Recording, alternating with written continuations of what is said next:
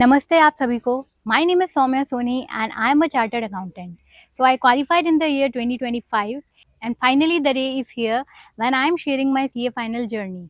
और मैं ये जर्नी कब से ही शेयर करना चाहती थी, पर वो कहते हैं ना कि जब हर चीज़ का एक टाइमिंग फिक्स होता है, जब तक वो टाइम नहीं आ जाता, एक योग और डेस्टिनी भी होती है, तब तक वो काम आपका पूरा नहीं होता है. और मैं इस चीज़ में बहुत ज़्यादा बिलीव करती हूँ कि हर चीज़ का एक टाइम होता है. यूनिवर्स ने आपके लिए पहले से ही हर चीज़ का टाइम डिसाइड कर रखा है, क्योंकि मेरे साथ बहुत सारी लाइफ में ऐसी चीज़ें हुई है जो कितनी भी कोशिश करने के बाद वो समय से पहले नहीं हुई है. और मैं अपनी जर्नी इसलिए शेयर करना चाहती हूँ क्योंकि क्या पता मेरी जर्नी से कोई इंस्पायर हो जाए और किसी की हेल्प हो जाए, तो मुझे बहुत ही अच्छा लगेगा. क्योंकि कुछ मेरी जर्नी थोड़ी टफ रही है, इसलिए मैं आप सबसे शेयर करना चाहती हूँ. क्योंकि जब मैं भी पढ़ाई कर रही थी तो मैं देखती थी कि लोग अपनी स्टोरी शेयर कर रहे हैं, तो उससे मुझे भी उस टाइम पे काफ़ी हेल्प मिलती थी. तो मेरी भी जर्नी आपके लिए ज़रूर किसी न किसी के लिए तो ज़रूर हेल्पफुल रहेगी. तो अगर बात करूँ मेरे बैकग्राउंड की, तो स्कूल में मैं हमेशा से पढ़ने में अच्छी थी और मुझे पढ़ने का एक शौक था. तो पढ़ने का जब आपका इंटरेस्ट होता है तो आप अपने आप रेगुलर पढ़ते रहते हैं. तो क्लास 5th से लेकर क्लास 12 तक मुझे स्कॉलरशिप मिली थी. तो मेरी सिर्फ़ जो बेसिक फ़ीस थी एग्ज़ाम से रिलेटेड या फिर जो सबको कंपल्सरी देनी होती है वही लगती थी. तो ये मेरे लिए काफ़ी हेल्पफुल रहा उस टाइम, क्योंकि मुझे सिंगल पेरेंट ने रेज़ किया है, मेरी मदर ने. तो बहुत सारे ऐसे स्ट्रगल्स रहे हैं फाइनेंशियली भी, और बहुत सारे तरह-तरह के स्ट्रगल्स. तो उस चीज़ के लिए मुझे इससे काफ़ी हेल्प मिली थी. सो मैं यूनिवर्स को उस चीज़ के लिए थैंक यू बोलना चाहूँगी, क्योंकि क्योंकि आपको उस टाइम पे नहीं पता होता है, आप छोटे होते हो कि हाँ, क्या चीज़ें हैं, बट जैसे-जैसे आप ग्रो होते हो, आप समझने लगते हो कि हाँ, वो चीज़ कितनी उस टाइम पे हेल्प करी थी. अगर वो चीज़ नहीं होती, तो आपको कितनी डिफ़िकल्टी फ़ेस करनी पड़ती. अब जब बचपन से ऐसे टाइम देखते हो, बहुत सारी टफ़ चीज़ें देखते हो और घर में ऐसी सिचुएशंस होती है, तो आपको बचपन से ही स्ट्रॉन्ग बनना पड़ता है और आपके पास कोई ऑप्शन भी नहीं होता है.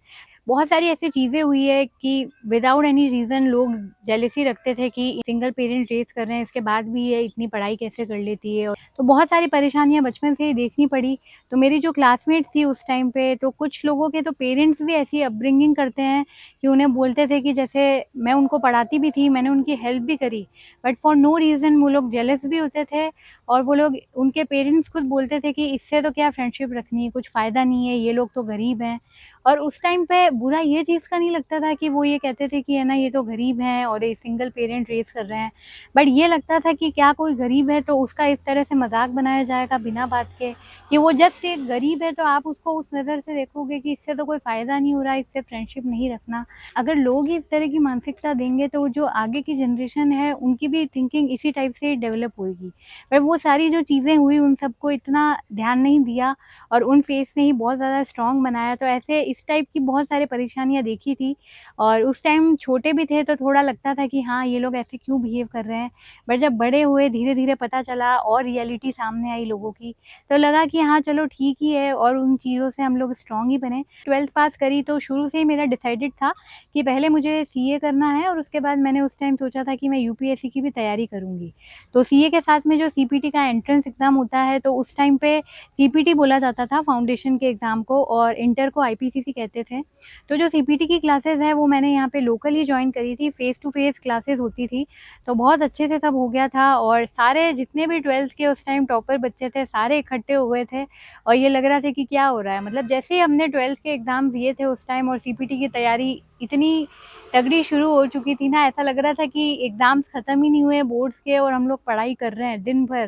मतलब बहुत ही उस टाइम पे वो लोग बहुत अच्छी प्रिपरेशन करवाते थे, टेस्ट वगैरह इतने लेते थे, तो बहुत अच्छे से सीपीटी निकल गया और वहीं से ही मैंने आईपीसीसी भी जॉइन करी थी, वही सेम बच्चे थे, तो एक थोड़ा माहौल बन गया था कि हाँ, डेली यहीं पे ही आना है, फेस टू फेस ही था उस टाइम वो भी।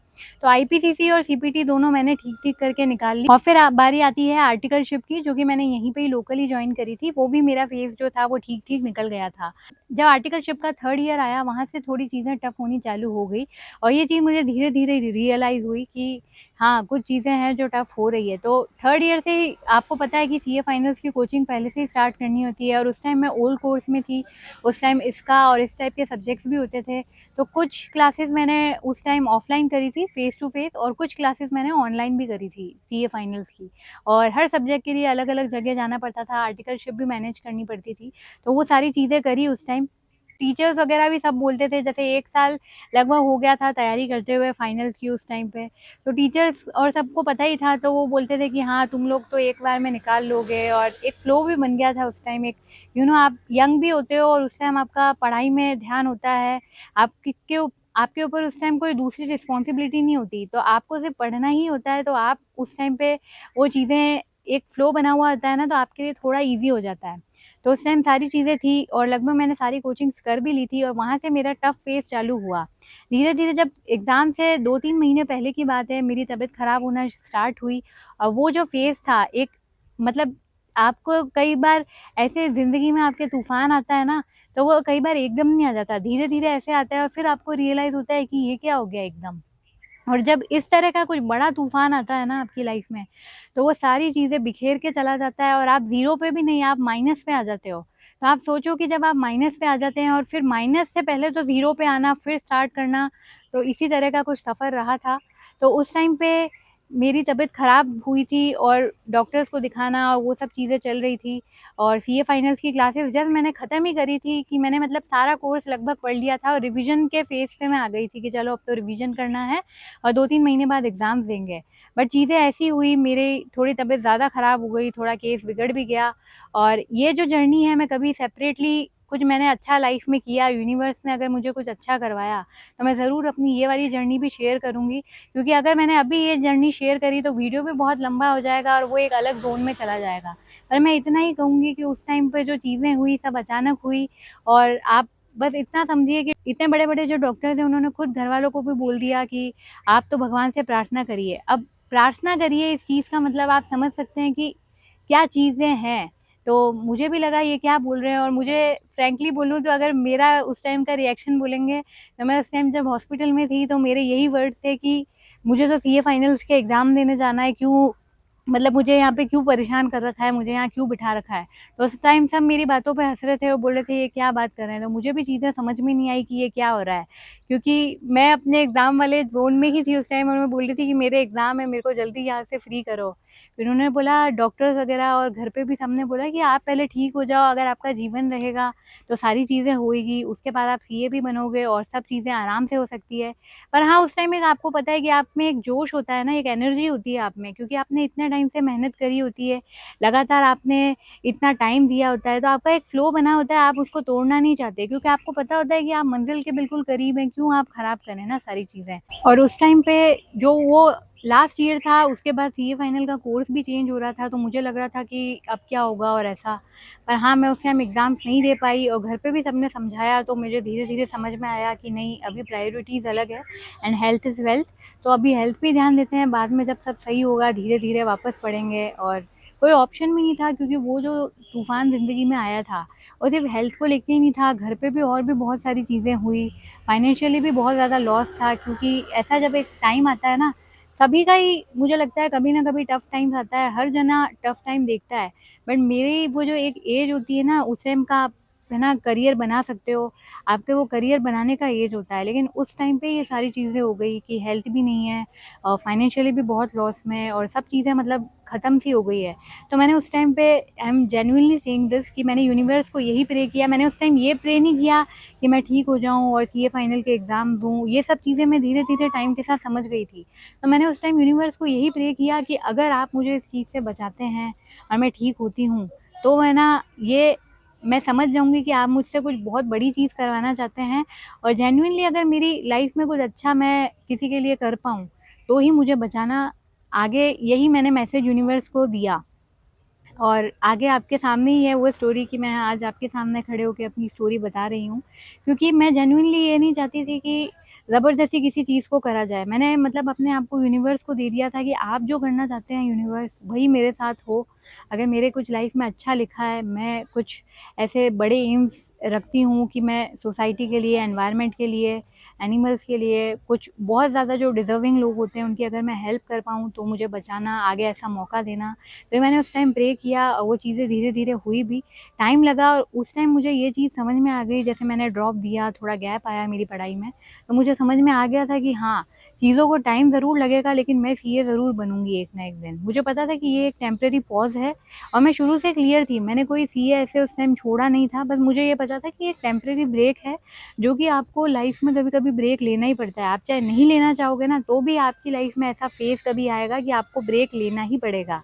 Sometimes you just need to take break, not because you need it, because universe चाहता है कि आप उस टाइम पे थोड़ा रेस्ट करें, क्योंकि वो आपके लिए बहुत बड़ी चीज़ें ऑलरेडी प्लान करके बैठे हैं। तो उस टाइम मुझे समझ में आ गया था कि यूनिवर्स का ही मतलब मैंने अपने आप को सरेंडर कर दिया कि जो आप करना चाहते हैं वो करें, लेकिन हाँ, इसके बाद जो चीज़ें होंगी, मुझे भी पता चलेगा कि मेरी लाइफ़ में कुछ अच्छा एम है, तो मैं आगे करूँ। तो धीरे-धीरे वो चीज़ें हुई, जैसे हम बिल्कुल माइनस पे आ गए थे उस टाइम, धीरे-धीरे रिकवरी भी हुई और सब हुआ और मेरा फ्लो जो था, मैंने जो सारी चीज़ें पढ़ी थी, ऑफ़ कोर्स इतना बड़ा टफ़ टाइम आया, वो मैं सब भूल गई थी।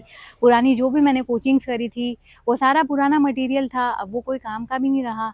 तो उसके बाद लॉकडाउन वाला फ़ेज़ आ गया, तो उस टाइम पे वैसे ही कुछ क्लासेस वगैरह कुछ कर नहीं सकते थे। वापस मैंने सोचा कि अब मैं पढ़ाई शुरू करती हूँ, तो उस टाइम पे चीज़ें अलग ही थी, कुछ गाइडेंस नहीं थी, कैसे क्या करना है। पूरा नया कोर्स ही मैंने सोचा था कि अब नए में पढ़ के देना है, तो कैसे क्या करेंगे, क्योंकि उस टाइम पे तो नए में ही पढ़ के देंगे, तो मुझे समझ में ही नहीं आया कि अब कैसे क्या करना है। वापस जर्नी जो है वो कंटिन्यू करनी है, वो तो शुरू से ही क्लियर था, पर कैसे क्या करना है, क्योंकि उस टाइम पे जब वो मेरा लो फेज़ था ना, उस टाइम पे मैंने देखा कि एक चीज़ मैं और बताना चाहूँगी कि जब मेरा लो फेज़ था, तो मैंने देखा कि जो मेरे साथ वाले थे क्लासमेट्स और सब, ऑलमोस्ट सभी पास हो गए थे, सभी सीए बन गए थे। बट मैं उनके लिए जेनुइनली हैप्पी थी, क्योंकि वो उनकी मेहनत थी, वो उनका टाइम था। मुझे कभी भी उनसे ऐसी जेलसी नहीं थी कि ये क्यों बन गए और मैं रह गई हूँ और ये सब। वो उनकी जर्नी थी, तो मुझे उस टाइम पे ही समझ में आ गया था कि सबका अपना-अपना एक टाइम होता है, मेरा भी जब टाइम आएगा तब हो जाएगा। तो उस टाइम पे मैं यही प्रे करती थी कि हाँ, मेरा भी जल्द से जल्द मुझे एक मौका तो मिले कि मैं एक बार एग्ज़ाम दे भी पाऊँ। मैं चाहे एग्ज़ाम में फ़ेल भी हो जाऊँ, लेकिन मुझे एक था कि एक मेरे को मौका तो मिले कि मैं वापस पढ़ाई कर रही हूँ, मेरी भी लाइफ़ फ्लो में आ जाए। ऐसा टाइम कब आएगा, तो मैं बहुत इंतज़ार कर रही थी। तो जब लॉकडाउन आया, मैंने फिर वापस पढ़ाई चालू करी और उसके बाद जब मैं खुद ही उस टाइम मैंने सेल्फ स्टडीज़ करी, क्योंकि ऑफ़ कोर्स फाइनेंशियली और वो सारी चीज़ें नहीं रिकवर हो पाई और मैं नहीं चाहती थी कि किसी को मैं परेशान करूँ या घर से मैं पैसे लूँ। तो मैंने सेल्फ स्टडीज़ करके पहली बार मैंने वापस जब लॉकडाउन के बाद जब मैंने पहली बार एग्ज़ाम दिया, तो यू वोंट बिलीव कि ऑफ़ कोर्स उसमें मैं फ़ेल ही होने वाली थी, पर जब मैं एग्ज़ाम दे के आई, वहाँ एग्ज़ाम सेंटर पे भी मैं नाच रही थी, लोग भी देख रहे थे ये क्या हो रहा है। बट वो खुशी मुझे इसलिए थी कि मैं चलो वापस अपनी लाइफ़ में ट्रैक पे आ गई हूँ। मैं भले ही चाहे फ़ेल होंगी, लेकिन मुझे उस टाइम फ़ील हुआ कि yes I am back and मैं वापस एग्ज़ाम्स भी दे पाऊँगी और मैं ज़रूर सीए भी बनूँगी, भले ही चाहे उसमें टाइम लगे। तो वो मैंने ऐसे ही उस अटेम्प्ट को मैं शायद काउंट भी नहीं करूँ अपने लिए, क्योंकि मतलब वो एक था कि एक रियलाइज़ेशन वाला मैं कह सकती हूँ एग्ज़ाम था कि हाँ, मैं वापस ट्रैक पे आ गई हूँ, मैं वापस एग्ज़ाम दे रही हूँ, वो उस चीज़ से रिलेटेड था। तो उसकी एक अलग ही खुशी थी, मतलब उसको समझा नहीं सकते वर्ड्स में, क्योंकि ये जो इस तरह का फ़ेज़ आता है ना कि जब आप मौत को छू के क्या मौत को आप गले लग के आते हैं और इतना बड़ा आपने फ़ेज़ देखा होता है और उसके बाद आप ये फाइनेंशियली और हर चीज़ आप देखते हैं, तो उसके बाद आपको जब आप है ना वो पहली बार जब आपके नॉर्मल लाइफ़ में आते हैं, आप एग्ज़ाम देने जा रहे हो और आप है ना फ़ेल हो रहे हो, आपको पता है, लेकिन आपको खुशी है, क्यों? क्योंकि आपको इसलिए नहीं कि आप फ़ेल हो गए, बट आपको ये खुशी है कि आप जो चीज़ हमेशा से करना चाहते थे, आप उसके एटलीस्ट स्टार्टिंग पॉइंट पे तो आए। तो उस टाइम मुझे ये खुशी थी, तो मैं उस टाइम पढ़ नहीं पाई थी ज़्यादा, मतलब सेल्फ स्टडी से थोड़ा बहुत मैंने फ्लो बनाया था। तो मैंने जैसे-तैसे करके एग्ज़ाम दिया और मुझे पता था रिज़ल्ट क्या होगा। तो जब धीरे-धीरे वापस फ्लो बनने लगा, तो उसके बाद घर से ये भी प्रेशर आने लगा कि अब तो तुम्हें शादी कर लेनी चाहिए, क्या पढ़ाई में रखा है और अब पढ़ के क्या करोगे, इतना गैप आ गया है, सीए फाइनल्स क्या है, बाद में करते रहना, ये सारी चीज़ें भी होने लगी। लेकिन उस टाइम मेरा शुरू से ही क्लियर था कि मैं जब तक सीए नहीं बनती, मुझे इन चीज़ों में नहीं पढ़ना, क्योंकि मेरा ऑलरेडी गैप आ चुका था, तो मैं नहीं चाहती थी कि मैं फिर से गैप दूँ और फिर से वही चीज़ें हों। बड़ी मुश्किल से मैं फ्लो बनाना चाहती हूँ वापस लाइफ़ में। तो उस टाइम भी थोड़ा मेरे को घरवालों को समझाना पड़ा, इस चीज़ के लिए मुझे पढ़ने के लिए भी थोड़ा लड़ना पड़ा कि नहीं, क्योंकि मैं क्लियर थी ना, आपकी प्रायोरिटीज़ हमेशा से डिसाइड होनी चाहिए और आप ही उसको डिसाइड कर सकते हो। अगर आपको सीए बनना है तो आप बनेंगे, अगर आपकी प्रायोरिटी कुछ और है तो वो करेंगे। तो मुझे पता था कि इस चीज़ का भी जब टाइम आएगा, चीज़ें अपने आप होएगी और अभी उस टाइम के लिए मुझे यही लगा कि मुझे अपने सीए फाइनल की जो जर्नी है वो वापस कंटिन्यू करनी चाहिए। वही मुझे एग्ज़ाम्स कंटिन्यू देने हैं और कभी न कभी मैं सीए बन ही जाऊँगी। तो उसके बाद मैंने वापस सीए फाइनल की जो जर्नी है वो कंटिन्यू करी। मैंने सिर्फ़ शायद एग्ज़ाम से फ़ास्ट ट्रैक रिलेटेड कुछ बैच वैच लिए होंगे ऑनलाइन के, बाकी मैंने सारा सेल्फ स्टडीज़ से ही किया और हमेशा मतलब मैंने जब भी अटेम्प्ट दिए हैं, कुछ ना कुछ बेसिक स्ट्रगल हमेशा रहा है, कुछ घर पे भी परेशानियाँ रही है, छोटी-मोटी बहुत सारी, वो भी कभी और धीरे-धीरे डिस्कस करेंगे। तो उस टाइम पे बहुत सारी दिक्कतें रही, लेकिन फिर भी मैं ना एक चीज़ थी कि मैंने कंसिस्टेंसी रखी और मुझे बिलीव था कि एग्ज़ाम मतलब मैंने इतनी सारी टफ़ चीज़ें देख ली थी ना, कि मेरे लिए एग्ज़ाम है ना वो टफ़ वाला जो एक सीन होता है ना दिमाग में, वो चीज़ निकल गई थी, क्योंकि मेरे लिए एग्ज़ाम जाके देना इतनी बड़ी बात नहीं रह गई थी।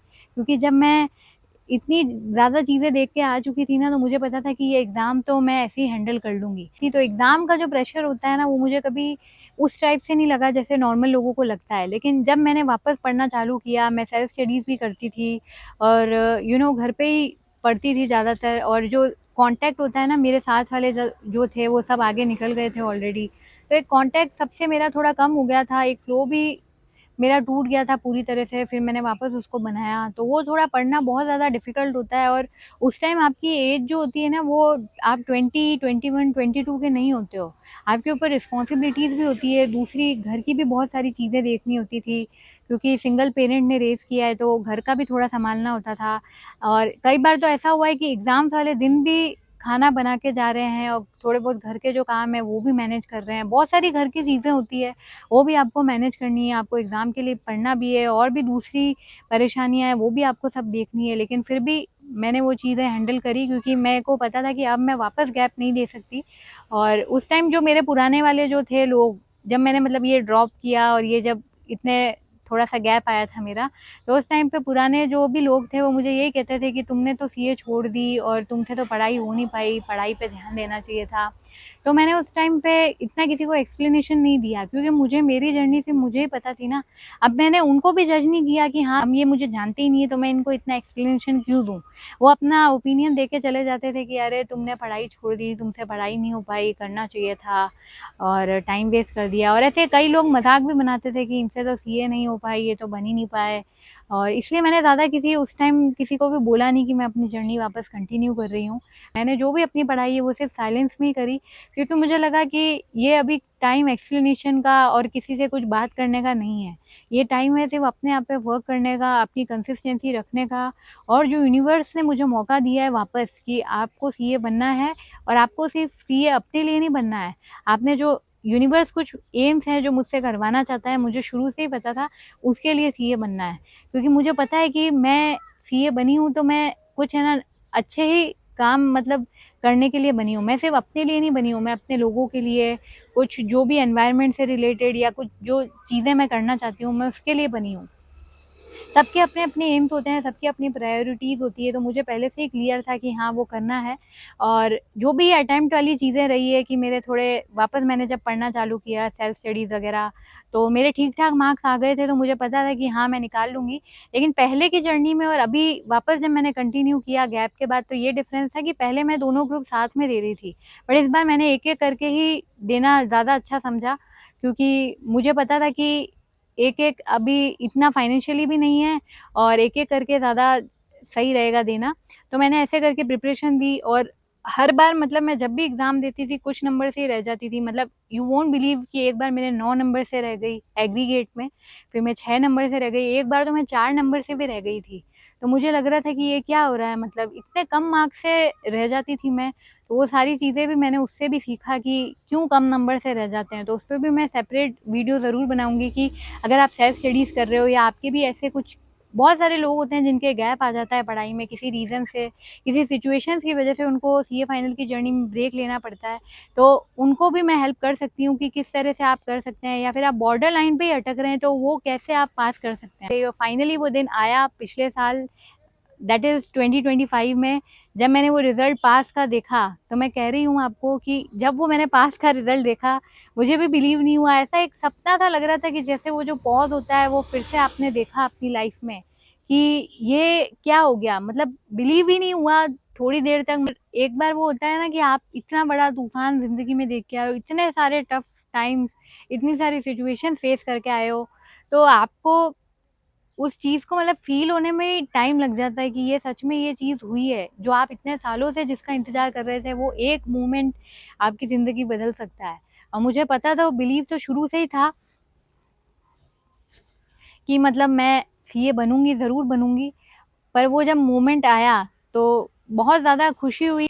और वो सारे जो भी मोमेंट्स थे, वो जितने भी मोमेंट्स पहले रहे, वो सारे फ्लैशबैक भी करे कि जो लोग बोलते थे कि अब तो कुछ भी नहीं हो पाएगा, इतने साल का गैप भी आ गया है, अब तो ये कभी भी सीए नहीं बन पाएगी। अरे तुमसे तो नहीं हो पाएगा, तुम तो रहने ही दो और शादी करा दो, क्या करोगे पढ़ के? सीए फाइनल छोड़ो, क्या रखा है इन सब में?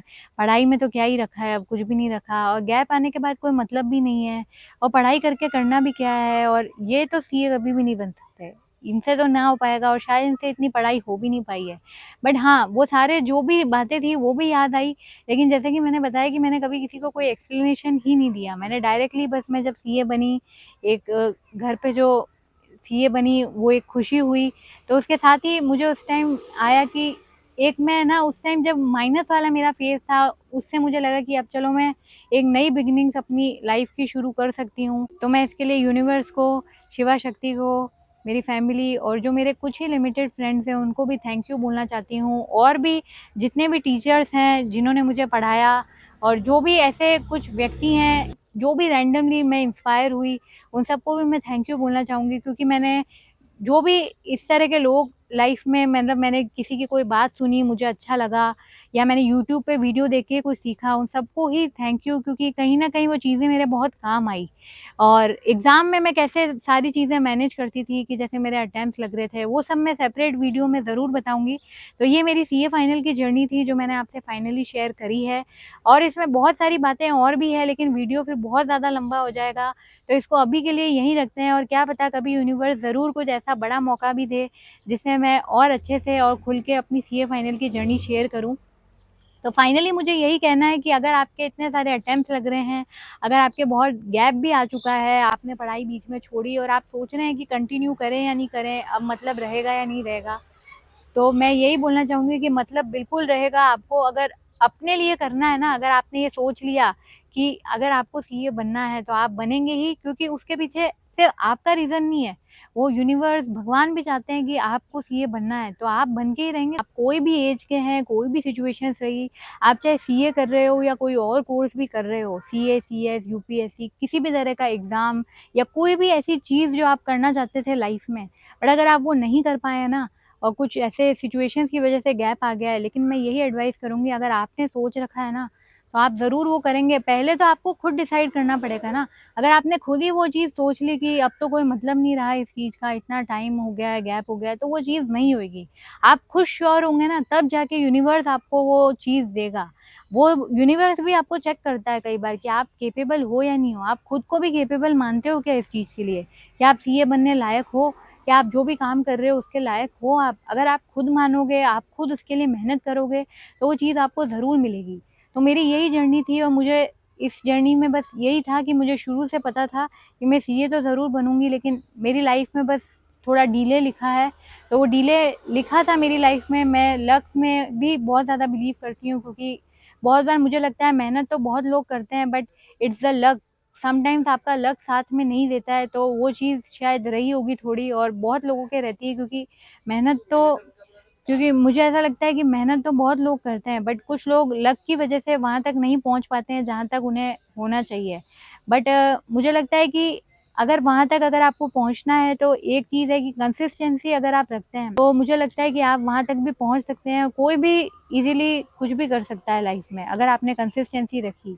कोई कह दे, कितना भी कह दे कोई कि आप ये चीज़ नहीं कर सकते, आपके लिए नहीं बनी है, और आप उसके लिए लगे रहे हो, आप कर ही रहे हो, आप मतलब मान ही नहीं रहे हो, तो वो चीज़ आपको ज़रूर मिलेगी। मैं अभी यही बोलना चाहती हूँ कि ये सारी जितनी भी मेहनत थी इतने सालों की, जो मेरे गैप आया, जो मैंने टफ़ चीज़ें देखी, तो ये जस्ट एक फ़ेज़ था टेम्परेरी, और इससे मैंने बहुत सारी चीज़ें सीखी है, इतनी सारी कि अभी मैं मतलब अभी मैंने सीए फाइनल की वीडियो में अभी मैंने ये जर्नी तो मेरी शेयर कर दी, पर मैं अभी इतनी सारी चीज़ें बहुत जल्दी एकदम एक्सप्रेस नहीं कर पा रही हूँ, क्योंकि वो इतना सारा सब मिक्सचर है ना। लेकिन मैं यही कहूँगी कि at the end it's all worth it if you love it. अगर आप चाहते हैं वो चीज़, तो वो आपको ज़रूर मिलेगी, वो कोई भी चीज़ हो सकती है। और उस टाइम पे मुझे यही लगता था, जब मेरा वो फ़ेज़ आया था, कि मुझे लाइफ़ में बहुत ज़्यादा देर हो गई है। तो ऐसा कुछ देर-वेर नहीं हुई है, सबका अपना टाइमिंग होता है, सबकी अपनी एक जर्नी होती है। वो तभी मैंने शुरू में ही कहा था वीडियो के कि जब तक वो सही समय नहीं आता है ना, तब तक आप कितनी भी कोशिश कर लो, वो काम नहीं होगा। तो बस मेरा जब टाइम आया, मैं कंसिस्टेंसी से एग्ज़ाम देती रही, पर वो जब एक टाइम आया तब मैं पास हुई और मैं सीए भी बनी। तो वैसा ही सबका एक टाइम आता है, वो चीज़ें हो जाती है और जो भी चीज़ें लिखी थी वो सब ऑफ कोर्स एक टाइम देखना था, वो सारा चीज़ें देखी। मैं आगे यही चाहती हूँ कि एक वापस अच्छा फ्लो बने लाइफ़ में, चीज़ें सही हो और जो भी मैंने एम्स यूनिवर्स से मतलब यूनिवर्स ने जो मेरे को साइंस दिए थे और जो एम्स यूनिवर्स मुझसे करवाना चाहता है, तो मैं चाहती हूँ कि वो ज़रूर मैं कभी पूरे कर पाऊँ, क्योंकि वो एम में मेरा कुछ फ़ायदा नहीं होने वाला है। मतलब मुझे ऐसा कुछ प्रॉफ़िट या मॉनेटरी बेनिफिट नहीं मिलेगा उससे। वो एम्स मैं इसलिए करना चाहती हूँ क्योंकि मुझे उससे अच्छा फ़ील होगा और ऐसी कुछ चीज़ें हैं जो मतलब है ना, आप समझो कि उससे कुछ आपका फ़ायदा नहीं है, बट वो फिर भी आपको करनी है। क्यों? क्योंकि है ना, यूनिवर्स आपसे करवाना चाहता है। उसने आपको वो मौका ही दोबारा इसलिए दिया है और वो चीज़ मैंने उसी टाइम पे प्रे भी करी थी, तो मुझे लगता है कि हाँ, ये काम यूनिवर्स मुझसे ज़रूर कराना चाहता है। तो कुछ ऐसी बहुत सारी चीज़ें हैं, मैं टाइम-टाइम से डिस्कस करूँगी। तो मैं चाहती हूँ कि ज़रूर मुझे वो मैं पूरा करूँ और मुझे बहुत ही अच्छा लगेगा और लेट्स सी लाइफ कहाँ ले जाती है। तो ये थी मेरी सीए फाइनल की journey. So thank you so much for watching this video.